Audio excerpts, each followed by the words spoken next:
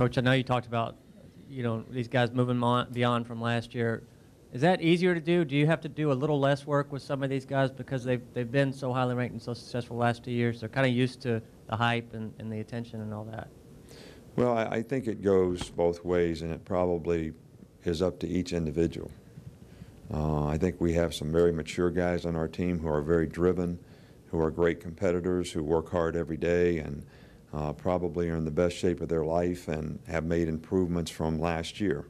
And they were very productive players last year. You know, Mark's had a great camp, Julio's had a great camp, Trent's had a great camp. You know, James Carpenter has had a great camp.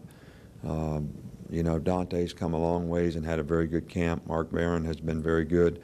I think a lot of the players that have been there, you know, show no signs of not paying attention to detail, not working to improve.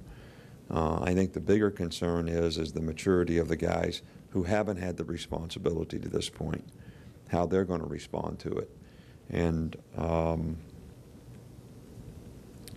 I'm sure that there'll be a maturing process that goes with their first game, and how much they learn and grow from it is probably going to determine how quickly we can improve.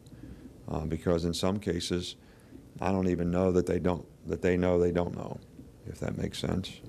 They think they know, but you know, one of the biggest parts of the process of young players is getting them to understand what it takes to play at this level, what it takes to play against great competition in our league and the good teams that we play, in terms of their preparation, their discipline, the effort, the toughness, how they practice, how it affects how they play, you know, all those things.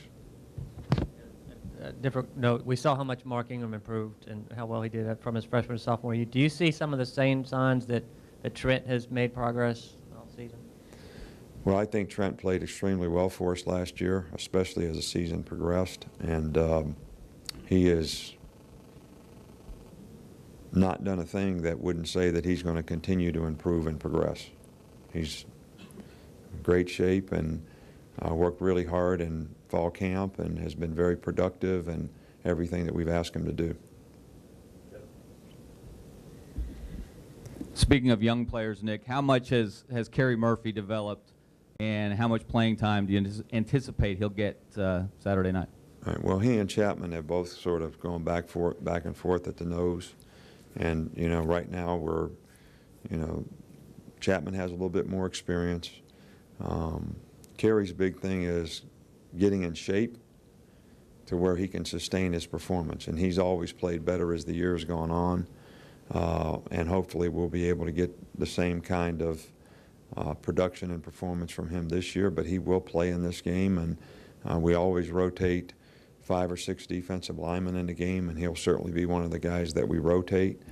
He'll probably play a little bit more in nickel situations than even Josh does, because he is a little better pass rusher. So he definitely has a role on the team. He's competing to be a starter, and will play and as much as in the rotation as probably the starters do. And what's the biggest question that you have about this team that fall camp didn't answer? What the maturity is, what the identity is going to be, the things that I talked about before. What's the chemistry of the team? Are the young players going to mature? Are there enough older players that have played to provide the leadership and example to affect those guys and help their maturity? I think those are the big things. I think we got some young guys in critical spots and as specialists that, you know, it'll be interesting to see how they grow and develop, and their confidence in what they do so that they can be productive performers for us. Coach, question about C.J. Mosley. How well has he absorbed the system, and what does he bring skill-wise to that will position? Well, C.J. is a very bright guy. He's very football instinctive, and he's a very, very good athlete. So as young guys go, he's been one of the guys that has shown the most maturity in being able to learn, grow, develop, and learn from their mistakes. you know, everybody's so result oriented, you know, that their thing about being a competitor is, I need to win on this play. But in winning on that play, they don't do the technique right. They don't always do their responsibility right. They don't do and execute what the team needs them to do to be effective. So they may make one play and give up two. And they get frustrated then when they don't have success. But the absence of being able to focus on the process of what it takes to be a good player and a complete player at your position is not something that they immediately sort of can make attachment to, and that affects their development. Now, in C.J. Mosley's case, he's a bright guy. He gets it. He understands it.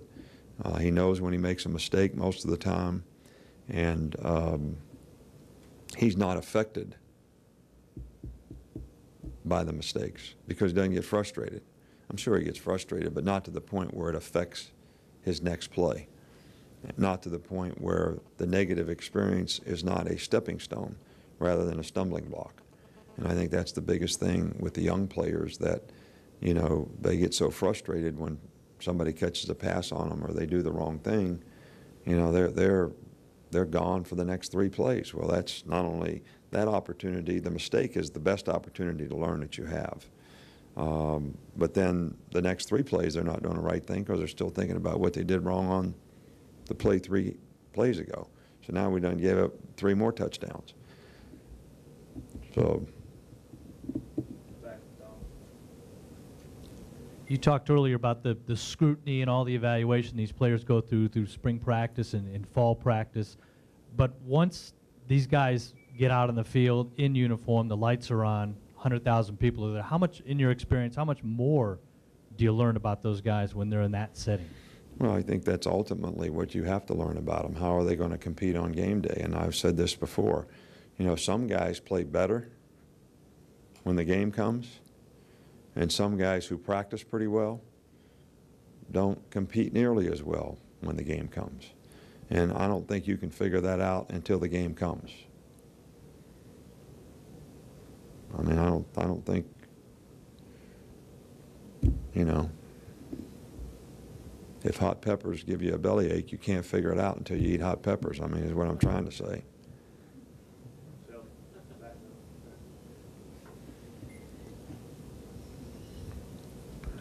Hey, Coach, you said something about Jarrell Harris moving inside. It's still linebacker. Is that transition tough from outside to inside in the linebacker, and what makes a good inside linebacker? Well, you know, Darrell's played this before, and he's actually plays it in nickel all the time. And it's a little bit what Corey Reamer went through last year when Dante got hurt. He was an outside backer, but he really played inside backer in nickel. Well, there's a lot more continuity in terms of the plays and the repetitions in practice if you're an inside backer all the time.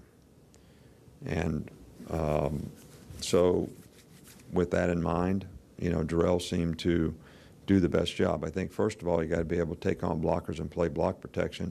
And secondly, you got to be instinctive and you got to be a good tackler. Those, your key and diagnose, whatever you want to call it, you know, you got to do it quickly, you got to jump over the right place, and you got to be disciplined in the gap control or the ball is going to break out. So, and he seems to be doing the best job of all those things of those guys right now.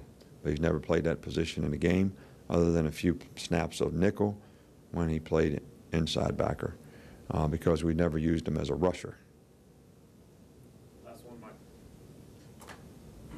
Some of the guys, some of the players have talked about competition fueling themselves in practice and more film study, especially from the younger guys. Is that something you've noticed more in this preseason? You know, our guys here have always been pretty good about trying to prepare themselves, especially some of the guys that have experience. And I really haven't noticed a big difference. Not that that's bad, because it's always been really good before. It's been what we expect them to do. But again, I think young guys that have not played before don't really know how to do that, and they have to be taught. They really do have to be taught. And one of the things that we, and I've talked about it before, that we do to try to teach them is we give signal callers assignments, we call it, on offense, defense, so that guys have to watch specific things. And therefore, they start to learn about receiver location, formations, you know, splits, how these affect plays, what their anticipation can be. But they can learn that by watching film. But it's having the awareness to be able to look for it and see it. And that's what we try to teach them through giving them specific assignments of what to look for on the film, so they start to develop some of that ability to prepare on their own. Thanks, Coach. All right, thank you.